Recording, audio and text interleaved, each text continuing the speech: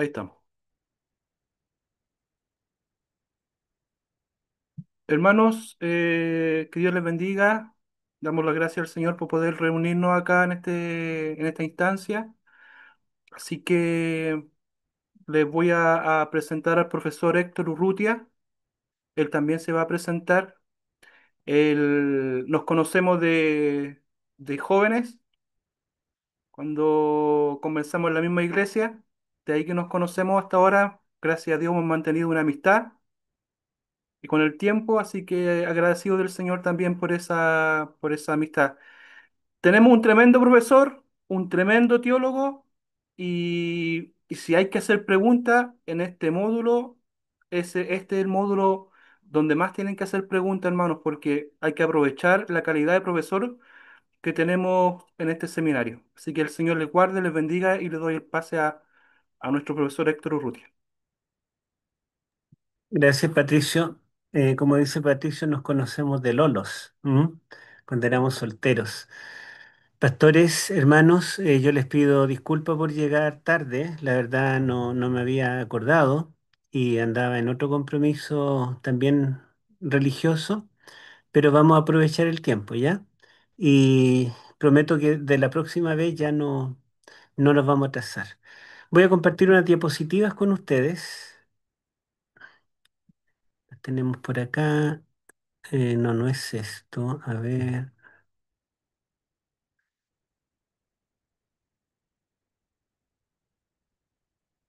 Ujú. Ya. Bueno, miren, les voy a decir en forma general respecto al Antiguo Testamento porque es un panorama y después nos vamos a detener un poquitito acá en el Pentateuco. El Antiguo Testamento, para nosotros los cristianos, lo dividimos en cuatro partes. Lo que llamamos el Pentateuco, que son los cinco primeros libros de Moisés. Después tenemos los libros históricos, que sería desde Josué en adelante hasta, a ver, Josué, Jueces, Ruth, primero, segundo de Samuel, primero, segundo de Reyes, primero, segundo de Crónicas, Edras y Nehemías. Esos serían los libros históricos, donde predominan las historias, ¿verdad?, del pueblo de Israel. Después tenemos los libros poéticos y sapienciales, que son Job, Proverbios, Eclesiastés, Cantar de los Cantares y Lamentaciones. Y luego tenemos los profetas, que serían Isaías, Jeremías, Ezequiel, Daniel y los 12 profetas menores. Amós, Oseas, Jonás, Miqueas, Nahum, Habacuc, Sofonías, Ageo, Zacarías y Malaquías. Así dividimos el Antiguo Testamento en cuatro partes, ¿verdad? El Pentateuco, los históricos, los poéticos y los proféticos. Pero el mundo judío divide el Antiguo Testamento, que para ellos no se llama Antiguo Testamento porque no reconocen un nuevo. Para ellos el Antiguo Testamento se llama Tanaj. ¿M? Tanaj. Y ya voy a explicar por qué se llama así. Lo dividen en tres partes, ¿ya? Lo que nosotros llamamos Pentateuco, ellos le llaman Torá. ¿M? La palabra Torá significa instrucción. En segundo lugar, también puede significar ley, pero en realidad es muy distinto a lo que nosotros hoy en día entendemos por ley. ¿M? Después de la Torá, que sería el Pentateuco, ellos tienen los profetas, profetas, digamos, que incluye todos los libros históricos e incluye todos los libros proféticos menos Daniel. Y luego tienen los escritos. Y los escritos son los libros poéticos, el libro de Esther, el libro de Ruth y el libro de Daniel. Esos son los escritos. Y crónicas, los dos libros de crónicas, ¿ya? Samuel y Reyes pertenece a los profetas, pero crónicas pertenece a los escritos, de acuerdo a la clasificación de los libros judíos. Como dentro de los escritos, el libro más grande era los Salmos, generalmente ellos decían la ley, los profetas y los salmos. ¿Se acuerdan Lucas 24? Cuando dice que Jesús resucitado en el camino a Maús, caminando con dos de los discípulos que no lo reconocieron, le mostró lo que la Escritura decía del Mesías y de su muerte en la ley, en los profetas y en los salmos. Esto quiere decir que Jesús hizo un recorrido por toda la Escritura del Antiguo Testamento. ¿M? Y también dice, comenzando desde Moisés, que escribió el Génesis y el Pentateuco, y siguiendo por todas las Escrituras, les demostraba lo que de él decían. Por lo tanto, ¿verdad? El judaísmo divide el Antiguo Testamento en esas tres partes. Nosotros terminamos el Antiguo Testamento en Malaquías, el último profeta. Los judíos distribuyen un poco distinto. Ellos terminan el Antiguo Testamento no con los profetas, sino con los escritos. Y el último libro de los escritos son los libros de crónicas. ¿M? Por eso Jesús cuando dice allí en Mateo capítulo 23, cuando dice a los fariseos que ellos son culpables de la sangre justa, desde Abel hasta Zacarías, hijo de Malaquías, ¿se acuerdan? O Zacarías, hijo de Berequías. No sé si lo recuerdan, a ver si lo podemos buscar para que lo recuerden. Vamos a buscar allí en Mateo capítulo 23.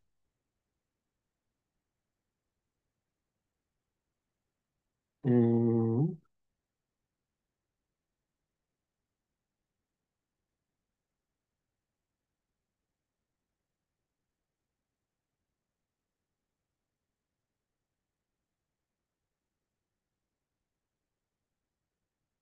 Mateo capítulo 23, versículo 35.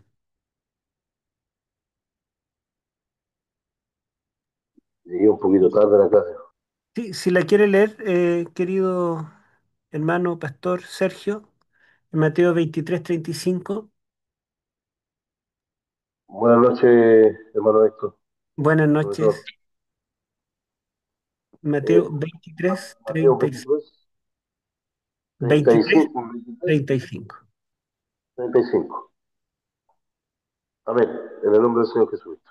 Amén. Eh, para que venga sobre vosotros toda la sangre justa que se ha derramado sobre la tierra, desde la sangre de Abel, el justo, hasta la sangre de Zacarías, hijo de Meliquías, a quien matasteis entre el templo y el altar. Ya, muchas gracias. Entonces Jesús dice que los fariseos son parte de los asesinos y de los cómplices que mataron a los justos, a los mártires, desde Abel hasta Zacarías. ¿Recuerdan en qué libro de la Biblia está la muerte de Abel?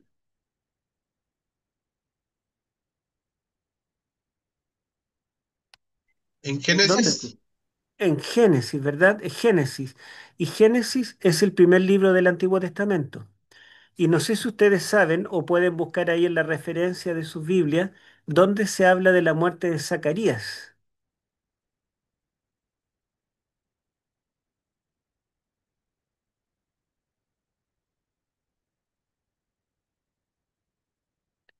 En Crónicas. Entonces Abel es asesinado en Génesis y Zacarías es asesinado en Crónicas. Y como la Biblia judía tenía Crónicas como el último libro del Antiguo Testamento, entonces Jesús está diciendo que desde el primer libro hasta el último libro, todos los mártires que mueren en la historia del Antiguo Testamento, ¿verdad? Los fariseos de su tiempo, los judíos, eran parte de esos asesinos, eran descendientes de aquellos que habían cometido estos crímenes. Por lo tanto, la división del Antiguo Testamento que se seguía en los tiempos de Cristo era la división que siguen los judíos todavía, ¿verdad? La ley, los profetas y los escritos. Y comenzaba con el Génesis y terminaba con Deuteronomio, ¿ya?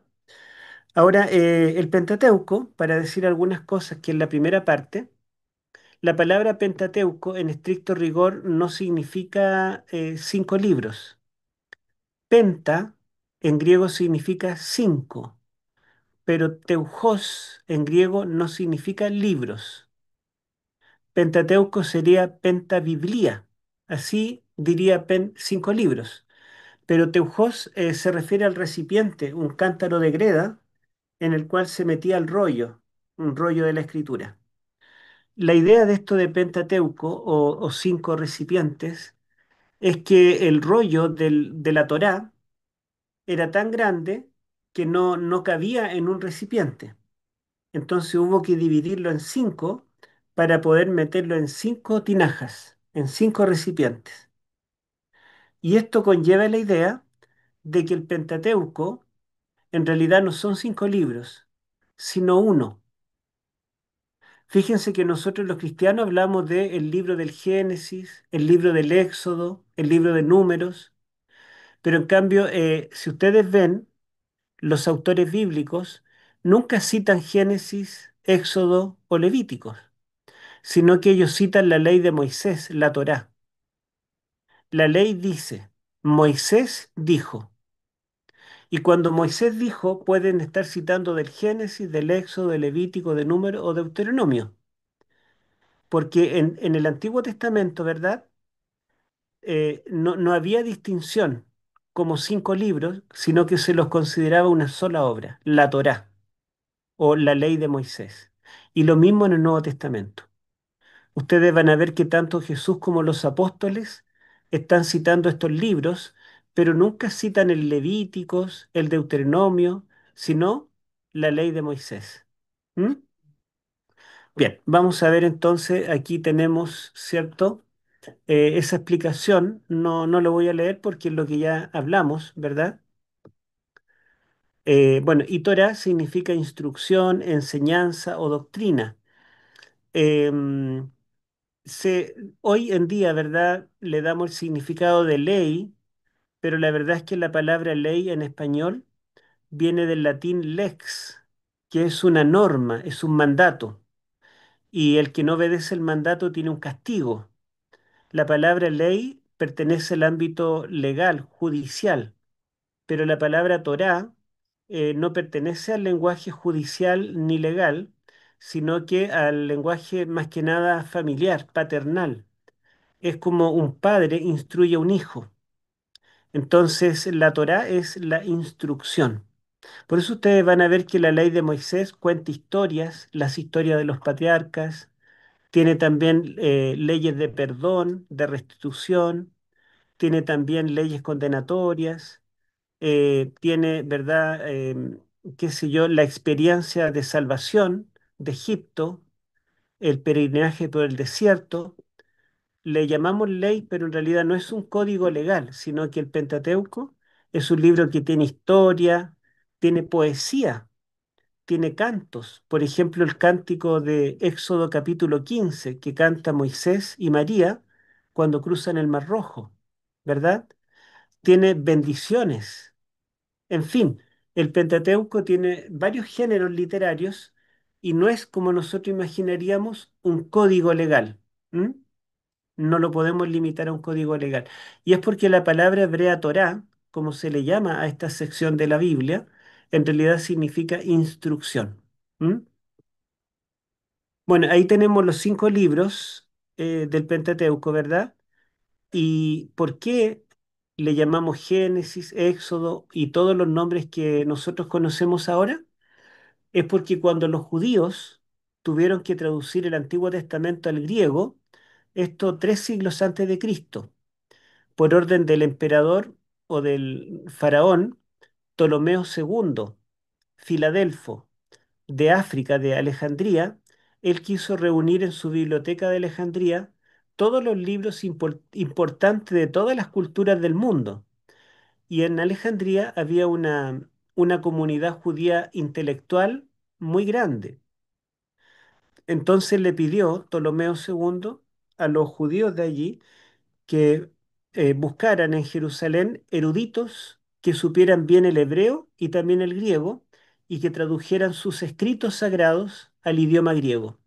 Entonces tradujeron el Antiguo Testamento al griego y resulta que los nombres de los libros del Antiguo Testamento, los judíos se acostumbraban en hebreo a usar como nombre la primera palabra del libro. Por ejemplo, Génesis, el versículo 1 del capítulo 1 en hebreo, dice Bereshit bara Elohim. Así que el libro se llama Bereshit. Y Bereshit significa en el principio. ¿Mm? En cambio, los griegos buscaban un título que resumiera todo el contenido de un libro. ¿Mm?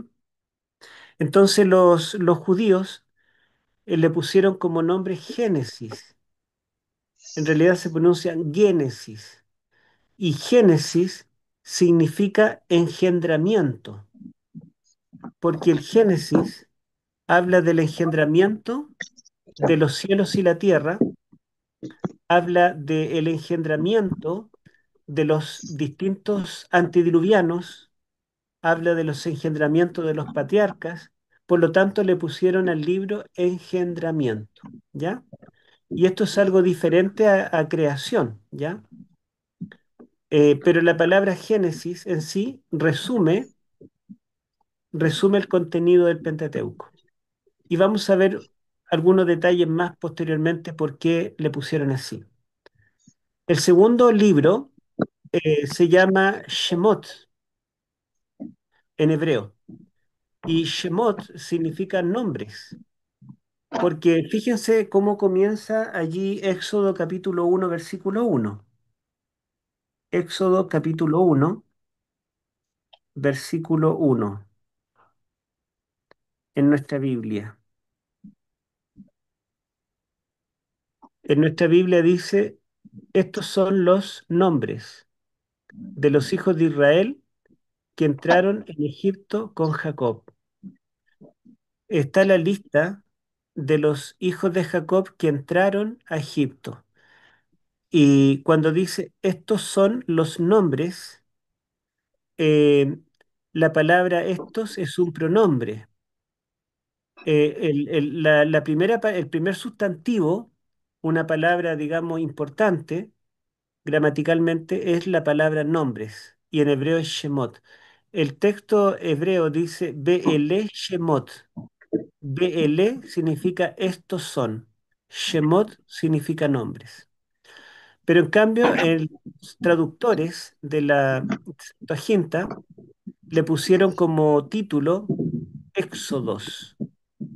Y Éxodos, en el idioma griego, es una palabra compuesta de ex, que significa salir o sacar, y jodos, que significa camino. O sea, Éxodo significaría camino de salida. Y es porque ese libro comienza con la historia del Éxodo, la historia cuando Dios saca a su pueblo de la tierra de Egipto. ¿Mm? Entonces, el nombre que se le da en hebreo al primer libro de la Biblia es Bereshit. Aquí está en el idioma, ¿verdad? O transliterado con nuestras letras. El segundo es Shemot, pero en cambio, ¿verdad? El nombre que le pusieron los judíos cuando tradujeron al griego fue Génesis y Éxodo. El tercer libro del Antiguo Testamento, la primera palabra es Vayikra. Vayikra Yahvé le llamó y llamó Jehová a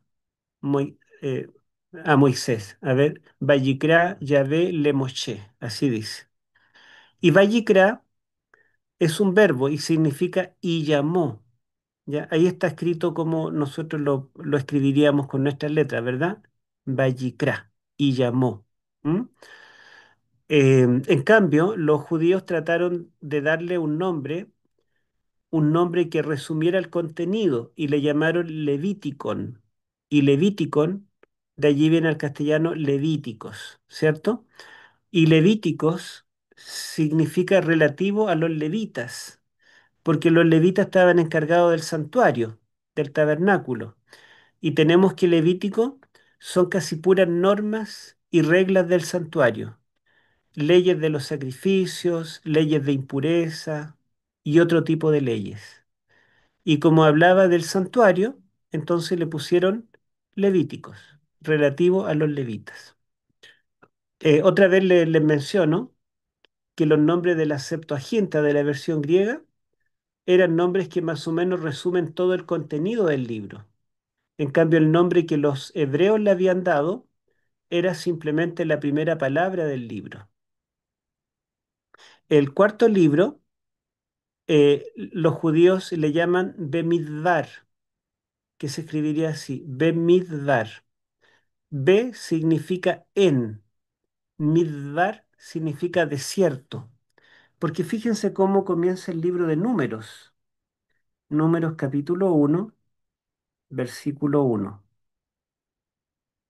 Dice, habló Jehová a Moisés en el desierto. Como, como ya otros libros, ¿verdad?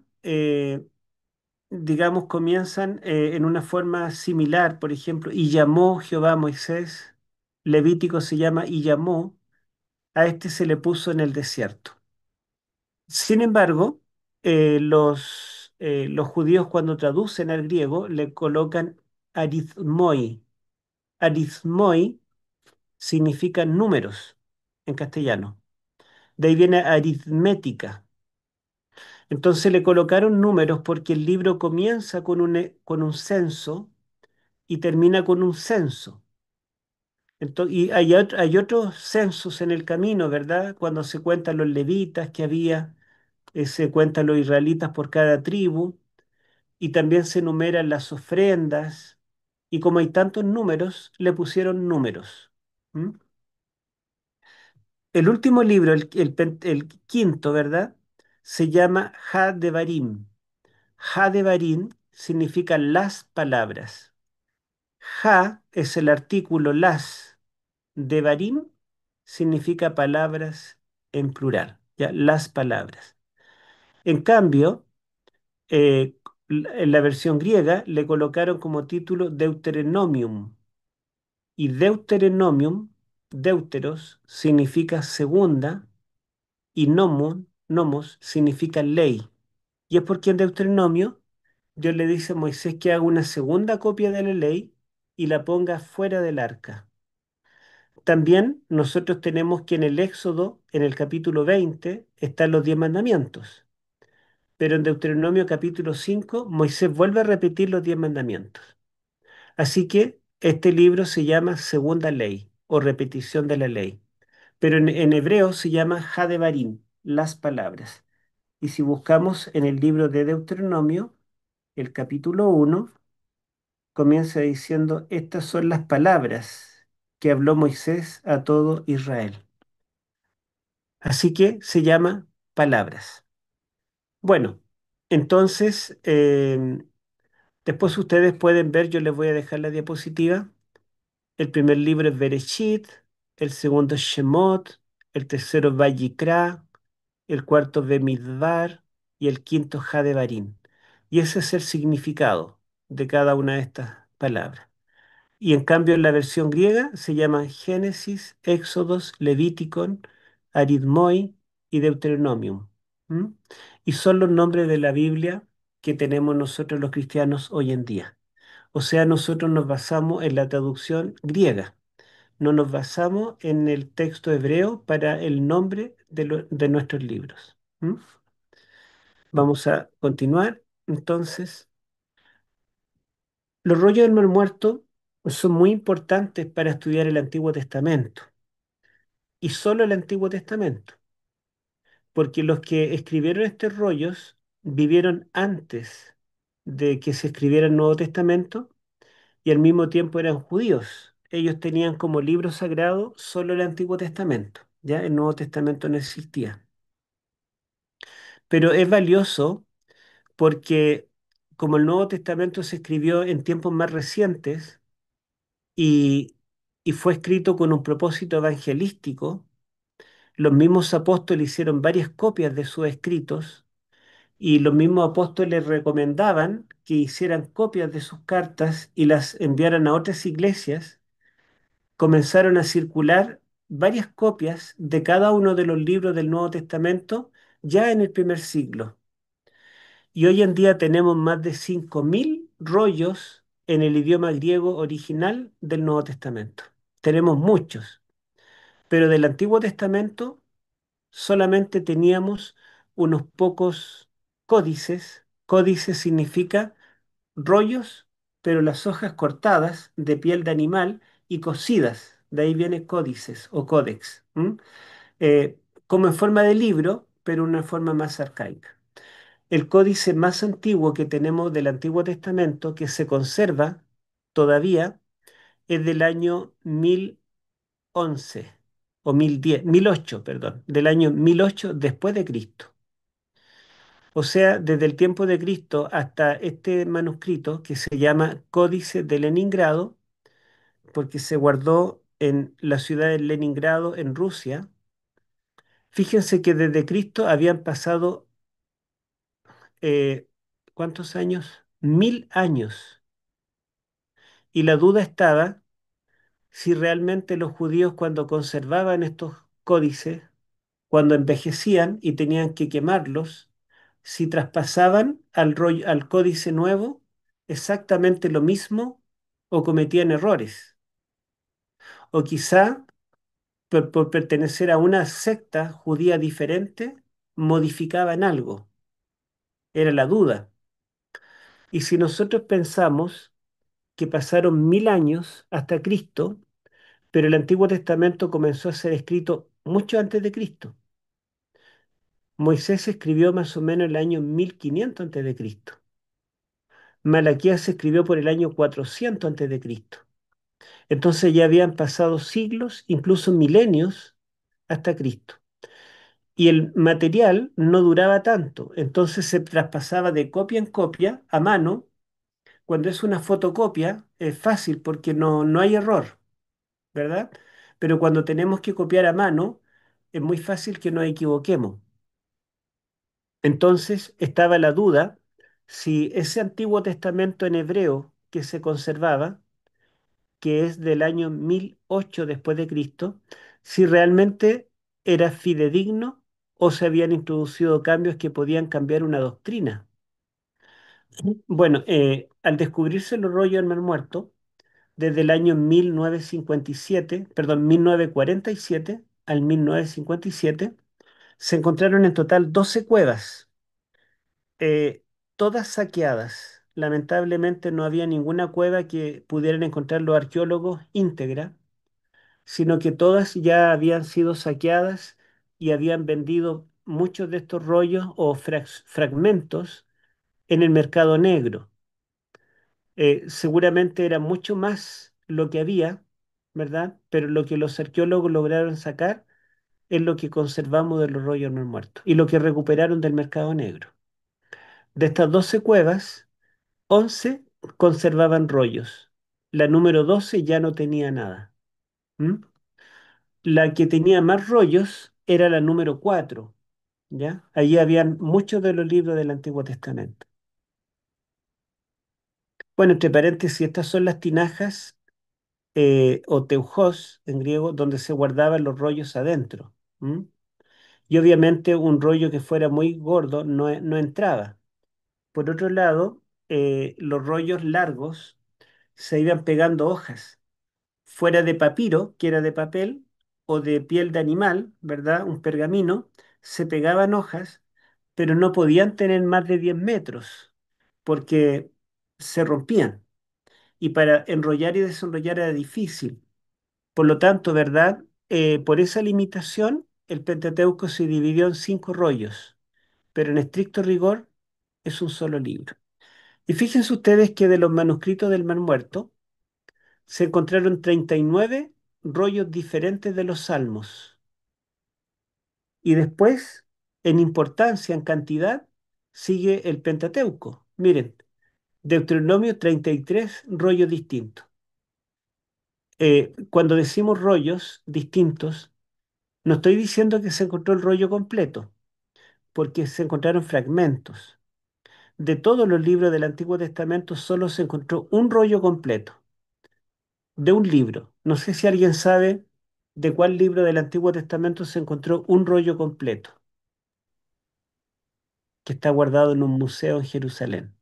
Isaías. Isaías. El rollo de Isaías se encontró completo de principio a fin, pero todos los demás ya estaban partidos, fragmentados, algunos solo porciones pequeñas, ¿ya? Pero rollos diferentes, sumando las 11 cuevas, se encontraron 39 rollos de los Salmos, 33 de Deuteronomio, 24 del Génesis, 22 de Isaías, 18 de Éxodo, 17 rollos de Levítico, 11 de Números. Después vienen los profetas menores, Daniel, Jeremías y Ezequiel. ¿Mm?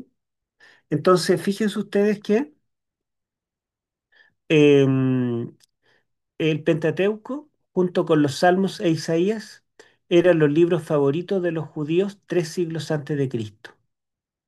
¿Y por qué? Por dos motivos.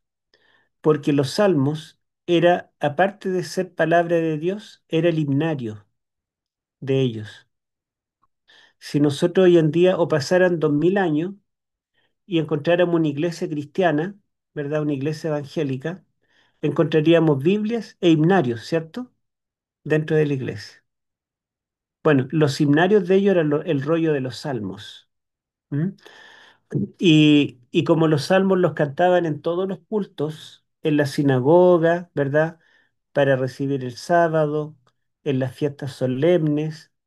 Por lo tanto, mientras más rollos habían, más personas podían cantar. Y por otro lado, ¿verdad? Los salmos los memorizaban porque para nosotros es fácil memorizar un himno. Casi todos nos sabemos algún himno de memoria, pero es difícil que un cristiano se sepa capítulos de memoria de la Biblia, ¿verdad? Versículos sí, pero capítulos es más difícil. Y por eso es que en el Nuevo Testamento también, dentro de los libros más citados, están los salmos.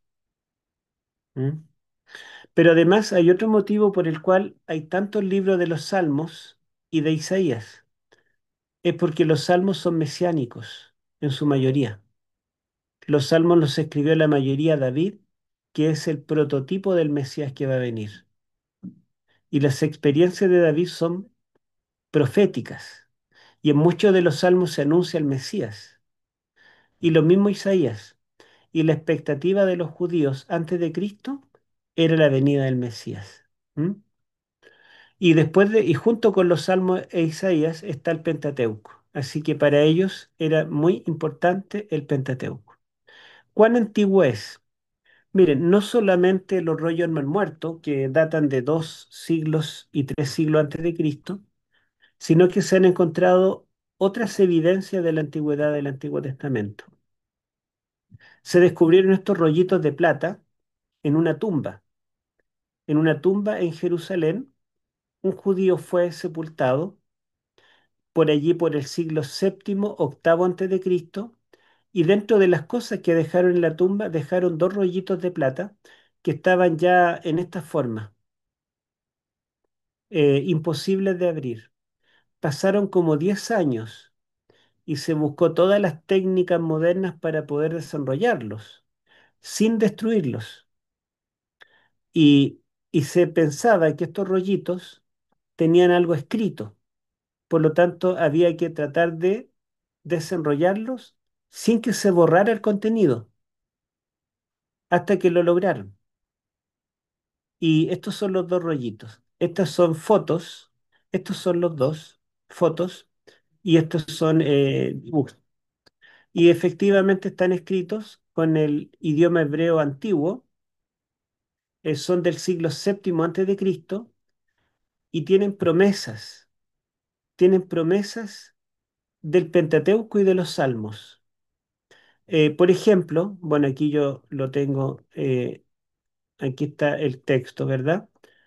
Y es, el Señor te bendiga y te guarde.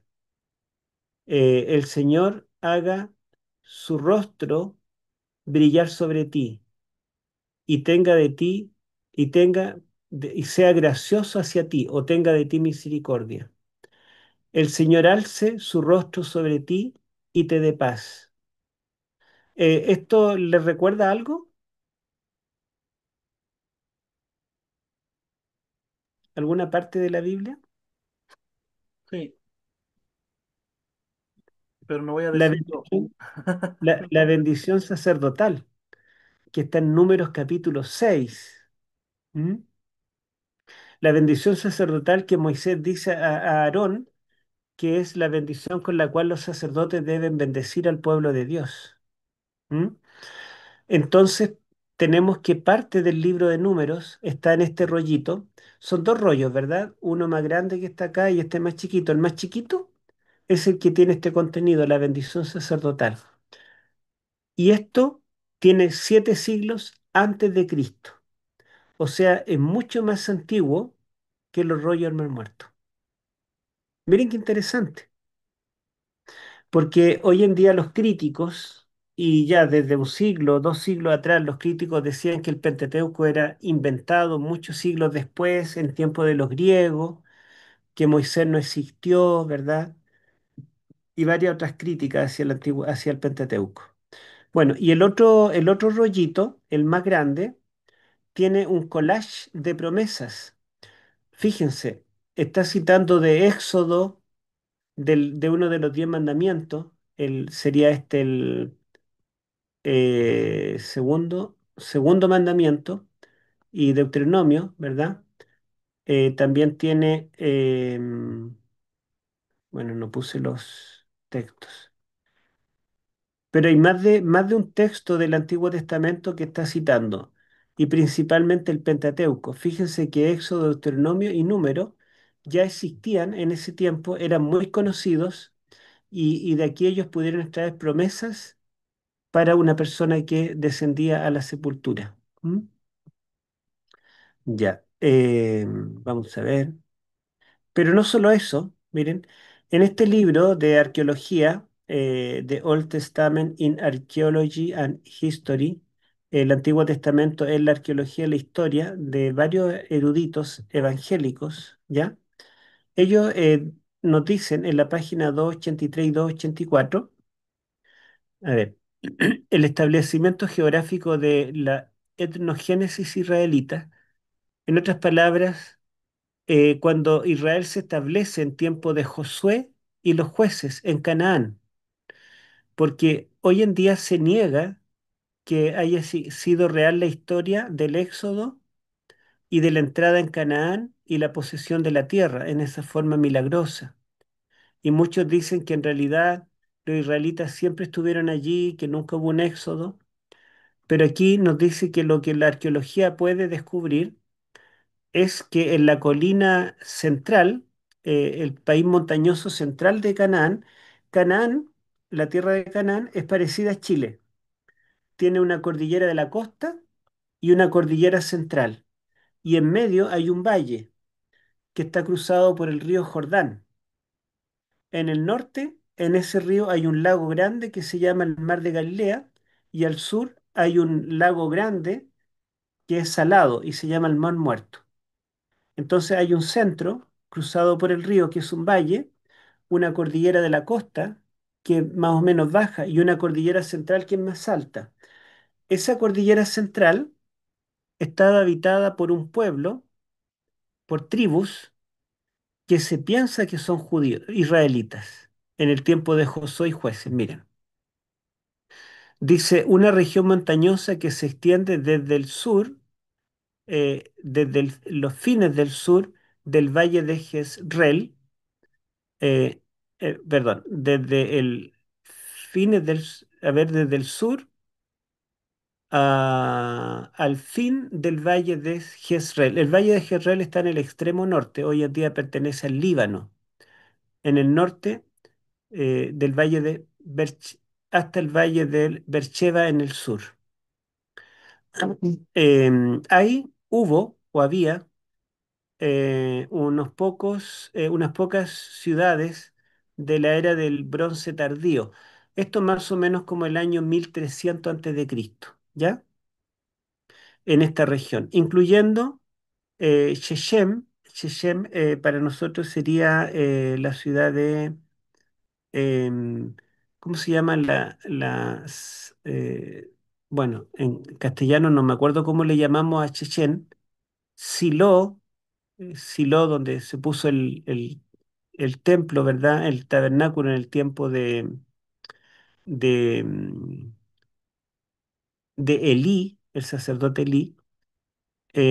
Menciona también Betel, una ciudad muy conocida donde Jacob tuvo un encuentro con el ángel, y Jerusalén. Pero otras, a ver, otras ciudades en la altura estaban esparcidamente establecidas. Eh, esto cambió, esto cambió a fines del siglo XIII antes de Cristo, antes de la era cristiana, cuando una repentina proliferación de miles de pequeñas villas se establecieron, o establecimientos de villas aparecieron en el país montañoso central. En la Alta Galilea y parte de la Transjordania, en el país montañoso central solamente hubo sobre 250 de estas villas o poblados. La aparición de esta ola de establecimientos de poblados en el país montañoso central es especialmente relevante, cuanto que es más o menos contemporánea con la estela de Merentá. Merentá es un faraón romano que menciona en su estela a Israel. Es la primera mención arqueológica de Israel fuera de Israel. ¿M? Dice que él luchó contra los israelitas. Y Merentá vivió por el año 1250, 1300 a.C. Y los más tempranos, aparición extrabíblica del nombre Israel. Eh, si ustedes ven este mapa, todos esos puntos de las partes montañosas, ¿se dan cuenta? Todos esos puntos son poblados de israelitas. Todos estos puntos, aquí. Todo lo que es montañoso, la altura, ¿verdad? Está poblado de israelitas. Ahora, ¿cómo se sabe que ese pueblo que invadió y ocupó Canaán reemplazó a la población que había antes? ¿Cómo se sabe que eran israelitas? Miren, los poblados montañosos en estas tres áreas son todas muy pequeñas, usualmente menos de 1 hectárea en tamaño, no tienen murallas y completamente son domésticas en naturaleza. ¿M?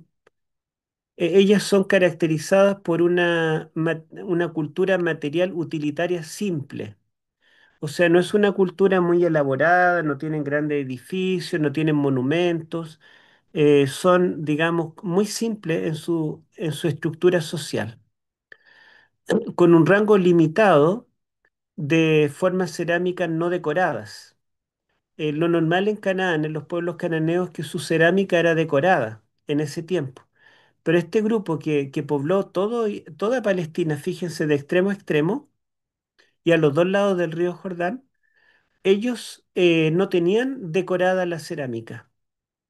Eh, faltaba, Le faltaba cualquier evidencia de arquitectura pública, la alfarería importada o ítems de prestigio. O sea, no había arquitectura lujosa, no había alfarería importada, porque los griegos y los fenicios vendían en todas partes, pero ellos no tenían cosas importadas, ni tampoco ítems de prestigio, no tenían cosas lujosas.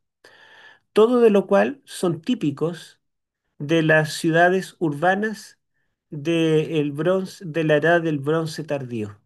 O sea, en este periodo en que se establece esta población acá, en toda Canaán, eh, era muy urbanizado, había cerámica importada, pero en cambio estos son completamente distintos, como que llegaron de otro mundo. Luego dice, varios aspectos de la cultura material han venido a definir a estos sitios y finalmente para servir como marcadores étnicos de sus habitantes. Estos incluyen, esto significa jarrones que tienen el cuello angosto y un círculo. Por alguna razón, ese tipo de jarrones está en todos estos poblados. Todos usan el mismo tipo de jarrón. ¿M? Y las casas eran de 4 cuartos. O sea, si nosotros excavamos acá, las casas eran de 4 cuartos, y si vamos al extremo sur, todas las casas tenían 4 cuartos, y si excavamos acá, al otro lado del Jordán, también tenían 4 cuartos. O sea, había características que los definían, que se podía ver que era una sola nación. Como también eh, eh, al- eh, f- alta frecuencia de pozos, cisternas y terrazas. Y lo más importante, una ausencia de huesos de cerdo. O sea, en todos estos poblados no se encontró ningún hueso de cerdo ni de ningún animal inmundo, de acuerdo a la ley de Levíticos capítulo 11. Y es interesante que los cananeos le gustaba mucho el cerdo. Por ejemplo, y los filisteos se ha encontrado que en sus poblados está lleno de huesos de cerdo de esta época. Y en todas las ciudades de Canaán se han encontrado huesos de cerdo y de animales inmundos. Pero todos estos poblados que se estableció y apareció bruscamente por el año 1300 Cristo, que sus casas tienen 4 cuartos en todas partes, tienen jarrones con una hendidura en el cuello, eh, ninguno de ellos comía cerdo. Bueno, no voy a seguir leyendo, pero se los voy a dejar acá. Pero todas estas características son, ¿verdad?, sorprendentes, porque este pueblo se guiaba por alguna escritura o por alguna ley que les prohibía comer carne inmunda. Lo que significa que ellos que están datados por el año 1300 Cristo contaban con una ley que era anterior a su establecimiento en Canaán. Eso habla de la antigüedad del Pentateuco. ¿M? Bueno, acá yo tenía otras cosas que creo que no me voy a detener en esto. Voy a mencionar algo de la estructura literaria del Pentateuco. El Pentateuco, que lo tenemos dividido en 5 libros, pero en realidad representa una unidad literaria. Simplemente la Torá o la ley se ha descubierto que están organizados como si fuera un rollo con 5 partes. Génesis tiene un paralelo con el Deuteronomio. Éxodo tiene un paralelo con Números y Levítico queda como un libro especial. ¿En qué se parece Génesis con Deuteronomio? Bueno, Génesis comienza cuando Dios crea los cielos y la tierra, y luego se dedica a describir cómo Dios ordena y llena la tierra con vida. Fíjense que en Génesis no se nos cuenta cómo Dios creó el tercer cielo, o cómo creó a los ángeles, o cómo es el trono de Dios. En realidad, en Génesis interesa la tierra. Y Dios crea al hombre, Adán y Eva, para que se enseñoreen de toda la tierra y gobiernen la tierra. ¿M? Pero Génesis 3 nos dice que el hombre pierde la tierra, pierde esta autoridad porque la serpiente engañó a nuestros primeros padres, ¿verdad? Y perdieron ese dominio que les había dado de toda la tierra.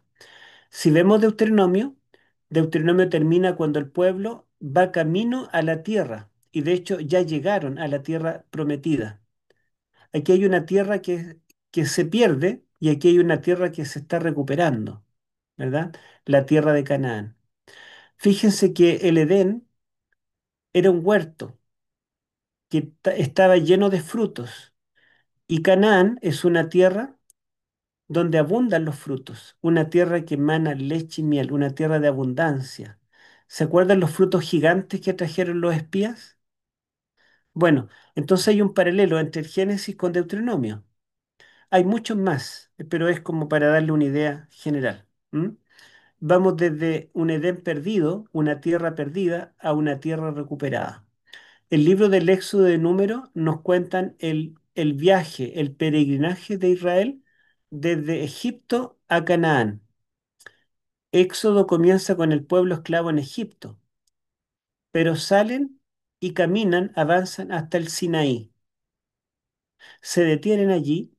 Levítico no continúa con la historia, sino solo tiene leyes, Y Números retoma al pueblo en el Sinaí y continúan el viaje desde el Sinaí hasta la entrada de Canaán. ¿Mm? Entonces el viaje está en estos dos libros. Podríamos saltarnos el Levítico y leer el Éxodo, continuar en Números y no nos daríamos cuenta que falta un libro.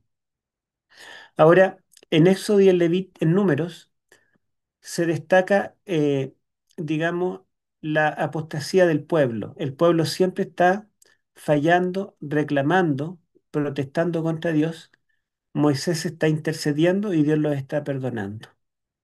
Pero el Levítico es distinto porque a diferencia de los cuatro libros anteriores, no tiene historia, sino que tiene leyes, leyes relativas al santuario.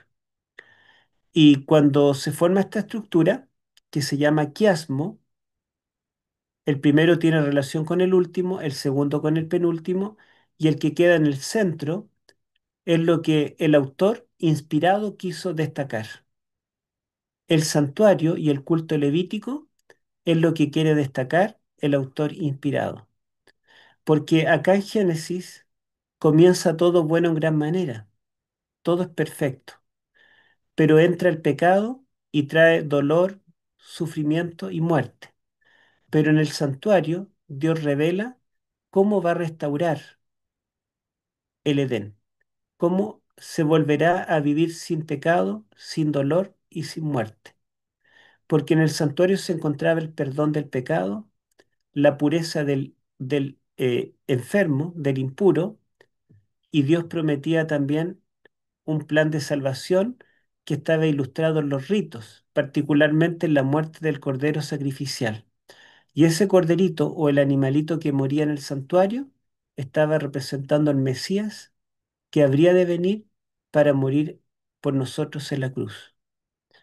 Vamos a continuar. El libro de Levítico en sí tiene 7 partes. No nos vamos a detener. Comienza con las leyes de sacrificio y termina con las leyes de los sacrificios de las fiestas. Después tiene leyes sacerdotales y acá también tiene leyes sacerdotales. Tiene leyes de lo impuro y lo puro y leyes de lo santo y lo profano. Y el centro es el Yom Kippur, el día de la expiación. ¿Mm? Y si unimos esta estructura de Levítico con los otros libros, entonces tenemos que todo el Pentateuco tiene como centro el día de la expiación. ¿Mm? Esta primera mitad habla de justificación, esta segunda mitad de santificación. El Pentateuco es el Evangelio en sombras, que el Nuevo Testamento lo hace mucho más explícito. Ahora fíjense una cosa interesante. Génesis comienza cuando el hombre puede estar con Dios cara a cara, pero por causa del pecado, eso ya no se da más. Pero lean cómo termina Deuteronomio 34:10. ¿Qué dice Deuteronomio? Porque dijimos que Génesis y Deuteronomio tienen un paralelo, ¿verdad? El capítulo 34, versículo 10. A ver, Patricio. Y nunca más se levantó profeta en Israel como Moisés, a quien haya conocido Jehová cara a cara. Ya. Entonces, fíjense que el libro, el Pentateuco, termina diciendo que Moisés, el autor del Pentateuco, es un hombre único, porque dice que él pudo ver a Dios cara a cara. ¿Y a quién se puede asemejar? A ver, perdón, a Adán. Adán. O sea, Moisés es un segundo Adán. Así como Adán tuvo el privilegio de ver a Dios cara a cara, el autor del Pentateuco fue el único hombre después de la caída que pudo ver a Dios cara a cara. Pero yo les pregunto, ¿qué pasaba en el día de la expiación? ¿Qué hacía el sumo sacerdote? ¿A dónde entraba? Al lugar santísimo. Al lugar santísimo. ¿Y qué había sobre el propiciatorio entre los querubines?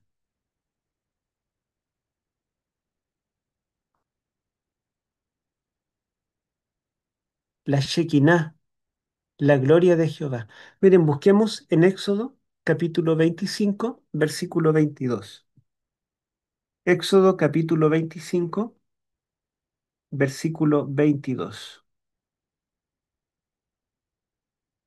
A ver si alguien puede leer, por favor.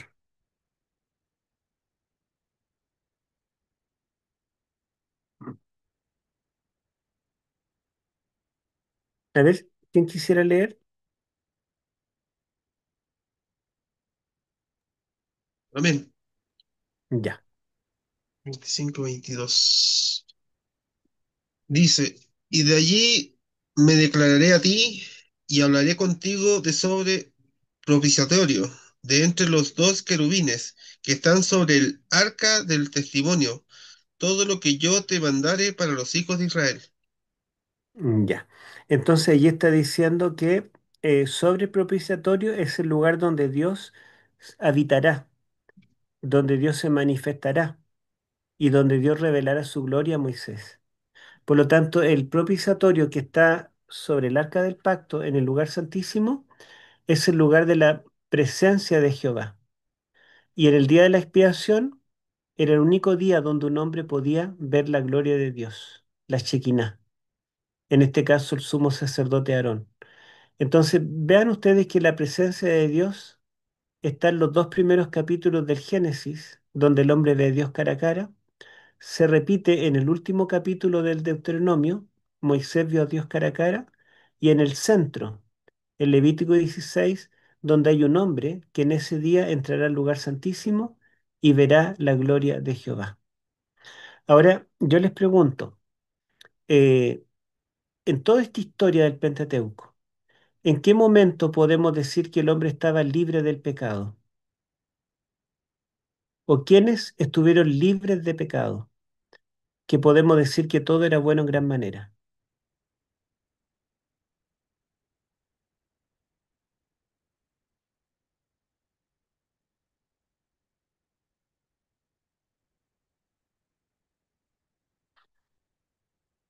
De toda esta historia, de todos los personajes que aparecen aquí, solo Adán y Eva, ¿verdad? Antes de la caída. Ellos pudieron vivir una etapa sin pecado, donde todo era perfecto y todo era bueno en gran manera.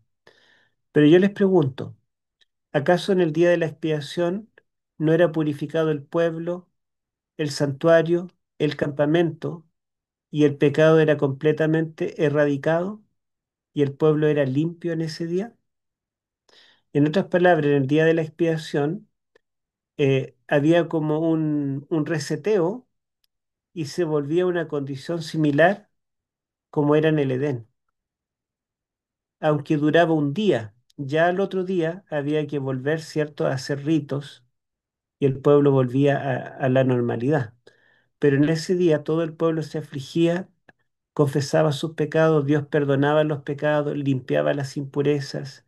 Podemos leerlo, a ver, en Levíticos 16, versículo 16. Levíticos capítulo 16 y versículo 16.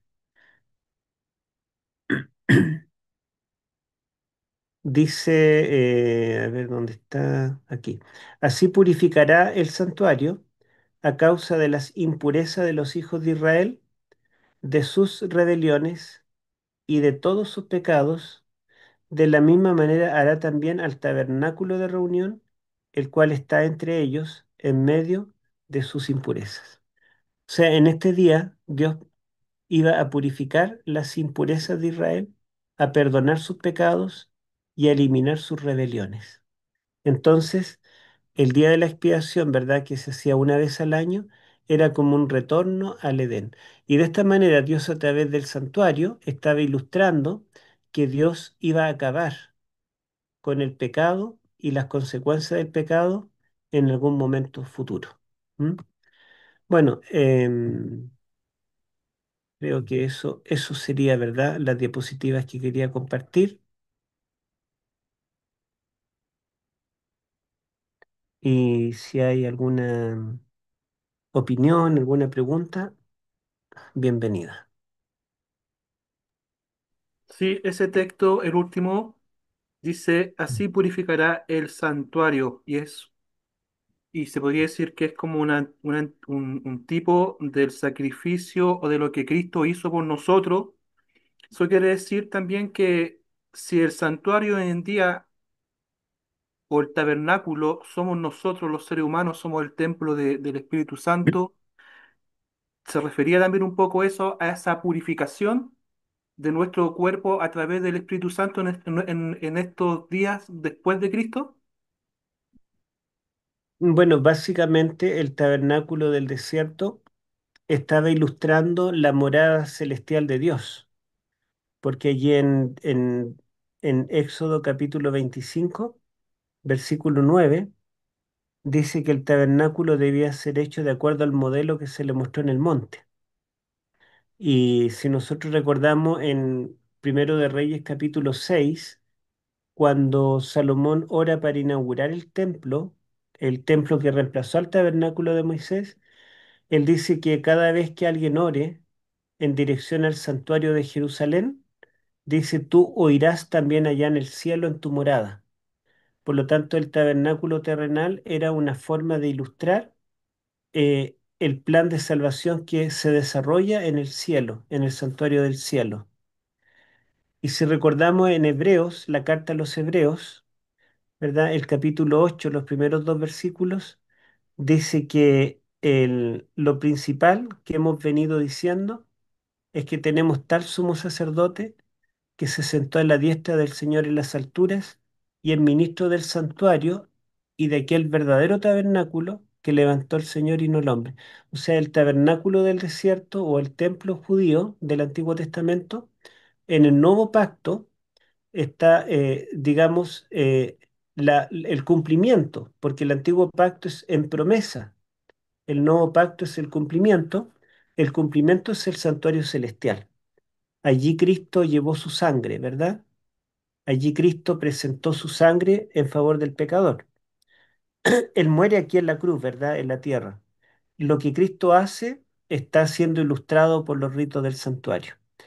En segundo lugar, Pablo ilustra, ¿verdad? O hace una aplicación diciendo que nuestro cuerpo es templo del Espíritu Santo.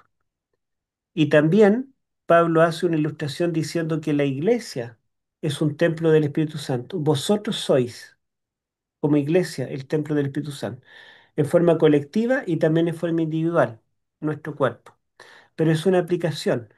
Sin embargo, si vemos el cumplimiento tipológico, el santuario del Antiguo Testamento era un tipo del santuario celestial. Y lo que se hacía allí, ¿verdad? En realidad no solucionaba el problema del pecado, sino que ilustraba cómo Dios habría de solucionar el problema del pecado cuando viniera el Mesías.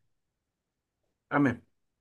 El hermano David ahí en el chat hizo una aclaración y hizo una pregunta. Dice, Sechen era Siquem. Gracias. Sí, eso yo no me recordaba. Y la pregunta que hace el hermano David es, ¿hay alguna relación de ese grupo que nos mostró ahí geográficamente con los Ixos? Eso pregunta el hermano David. Ya. Bueno, en la palabra Ixos, los Ixos en realidad habitaron Egipto, ¿ya? Y, y básicamente significa extranjeros o invasores. Es un título peyorativo que le dieron los egipcios a estos semitas. Los Ixos fue una población de origen semita que habitó Egipto, pero ellos llegaron antes, por allí por el 1700 antes de Cristo, y se apoderaron digamos, de la hegemonía del gobierno de Egipto y pusieron faraones de origen Ixo y, y se transformaron en los amos de Egipto. Entonces los egipcios, los nativos, el tiempo que vivieron bajo la dinastía de los Ixos, se sintieron oprimidos y se sintieron incómodos de que, digamos, un grupo de semitas los dominara a ellos, hasta que se rebelaron, ¿verdad? Y lograron expulsarlos. Pero este grupo que hay acá no son los Ixos. Los Ixos, lo que se sabe de ellos por la arqueología y la historia, es que ellos, a pesar de ser semitas, se acostumbraron rápidamente a las costumbres y a la sofisticación de los egipcios.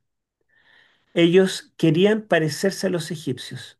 De hecho, no usaban ninguna lengua semita, sino que ellos, sus escritos están en jeroglíficos egipcios, ¿m?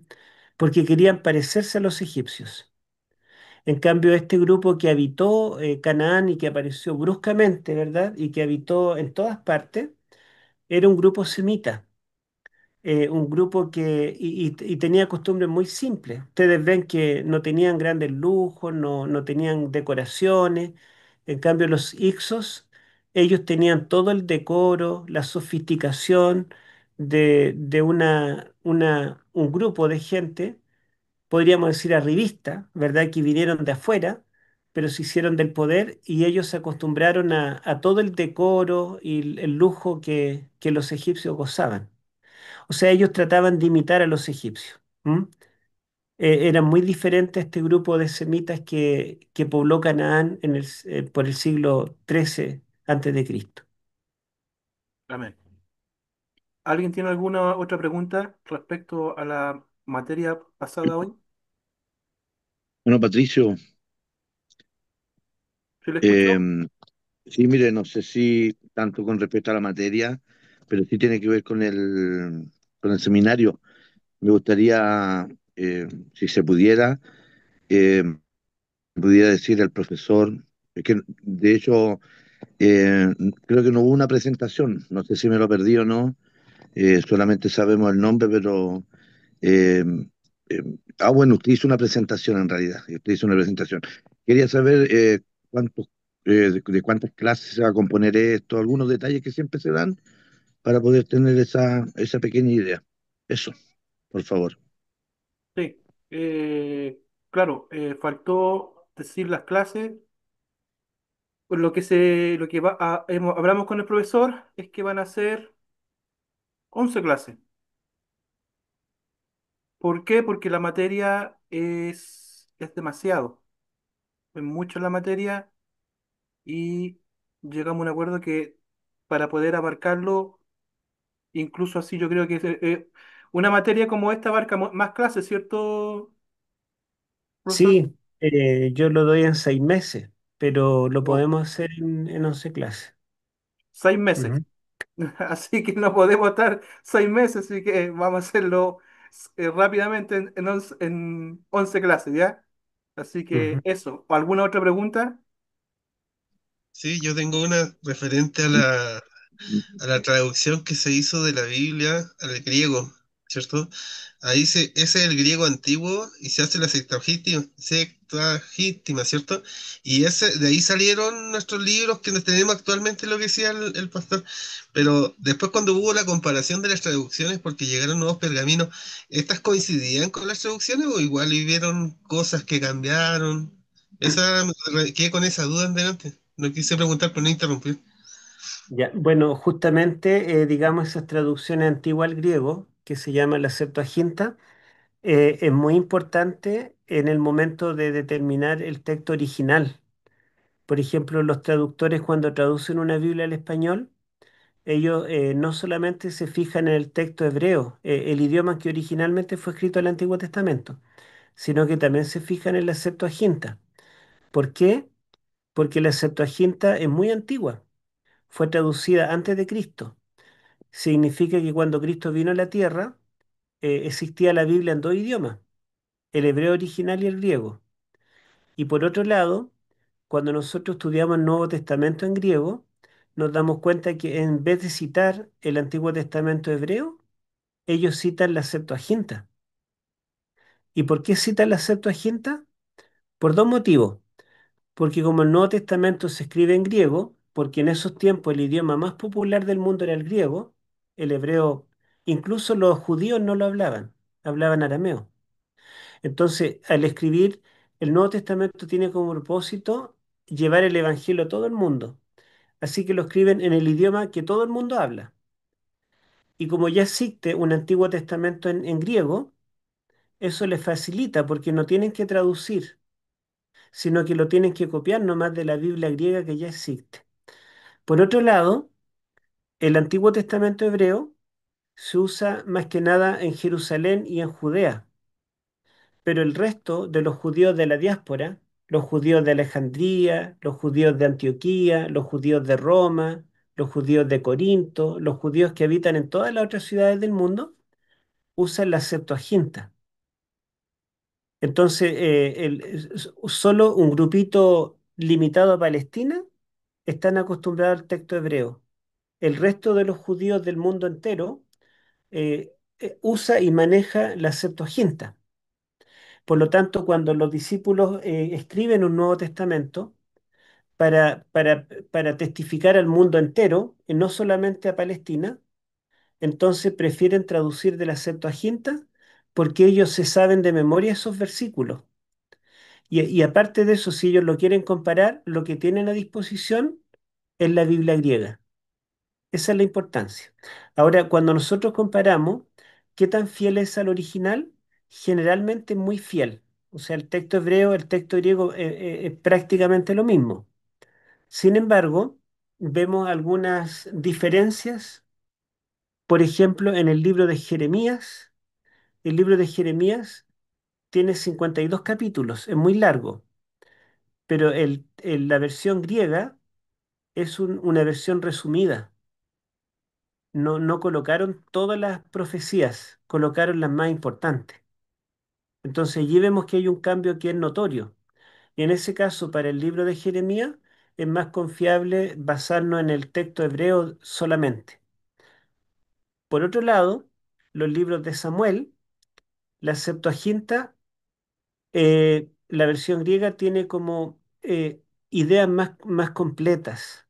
El texto hebreo es un poco como que a veces no, algunas historias están como que nos falta información.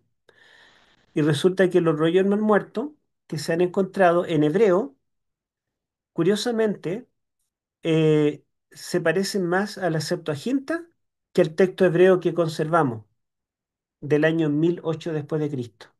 O sea, al parecer los que tradujeron la Septuaginta lo hicieron de textos hebreos que eran mucho más antiguos, obviamente, que ya no los tenemos, pero no es que ellos agregaron cosas, sino que ellos tuvieron un manuscrito más original. Entonces, en cada libro hay que sopesar, hay que ver los dos, el Antiguo Testamento en hebreo, como lo tenemos, y ver también la Septuaginta, cuando queremos traducir o queremos estudiar un texto en profundidad. ¿Mm?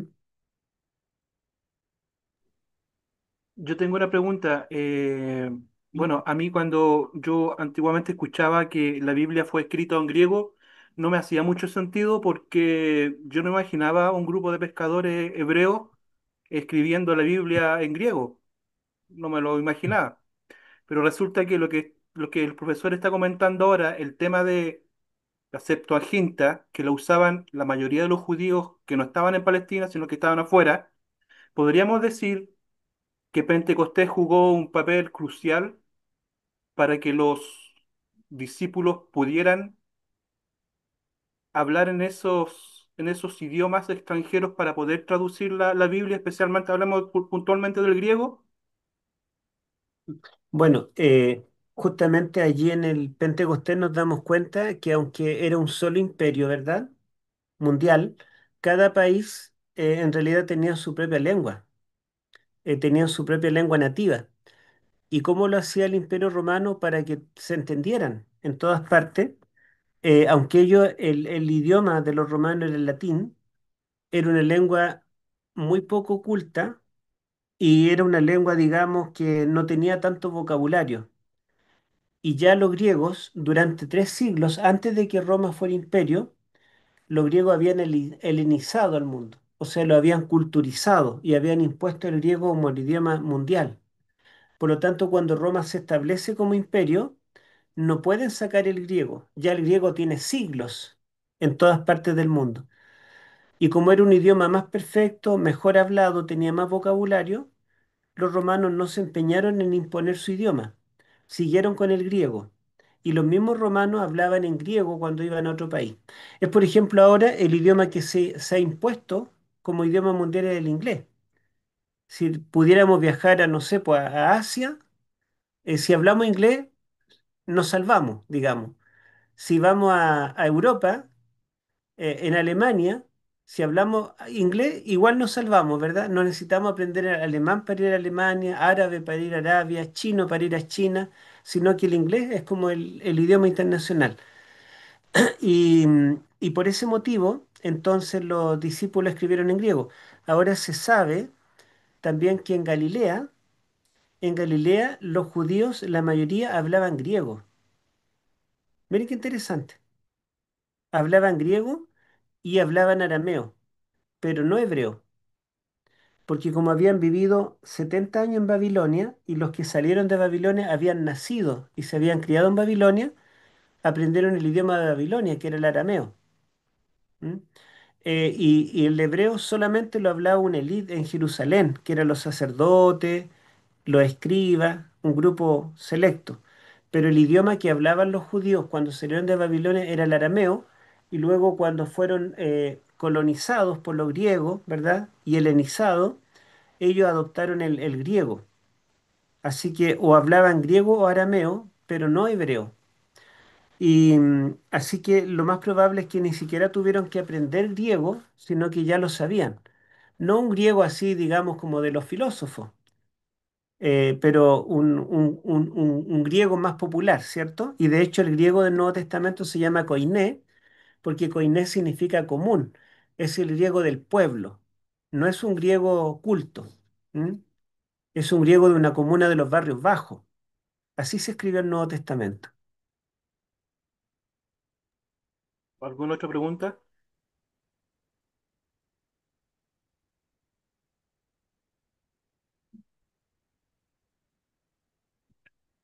Ya, parece que no hay más preguntas. Así que, bueno, vamos a darle las gracias a Dios por esta clase. Le damos gracias al profesor. Espero que le haya gustado, bueno, que haya valido la pena, ¿cierto? Esperar, pero yo creo que sí valió la pena porque estuvo Muy buena clase. muy buena la clase, Gracias. muy, muy llena de información. Las clases del profesor Héctor siempre son así, tiene mucha información que entregar, así que yo sé que va a ser del agrado de los hermanos que están estudiando este seminario. Amén. Vamos a Primera inclinar clase. el rostro para orar. Bendito Padre que moras en los cielos, santificado sea tu santo nombre. Te damos gracias porque hemos comenzado este módulo de panorama del Antiguo Testamento, donde vamos a aprender acerca de la cultura, acerca de la religión, de lo que creían, Señor, los pueblos o el pueblo de Israel específicamente en el Antiguo Testamento, cómo era su sociedad, cómo vivían y todo eso que tiene que ver con tu pueblo, Señor. Y que Amén. obviamente todo lo que creían al respecto de ti, lo que tú le enseñaste y lo que tú le entregaste también a ellos, que ha Amén. llegado hasta nuestros días también, Señor. Sí, mismo Señor Amén. Jesucristo dijo que la salvación venía de los judíos, así que estamos agradecidos, Señor, de poder comenzar este módulo. Bendice a todos y cada uno de los que han estado presentes, al profesor, a los alumnos. Ayúdanos para descansar y tener un buen descanso esta noche y recobrar nuevas energías para el día que comienza mañana. Te lo pedimos y te lo agradecemos en el nombre de Cristo Jesús. Amén. Amén. Eh, La información, la información va por Puedo PDF. mandar a Patricio le voy a mandar el PowerPoint, ya para que él se lo reenvíe.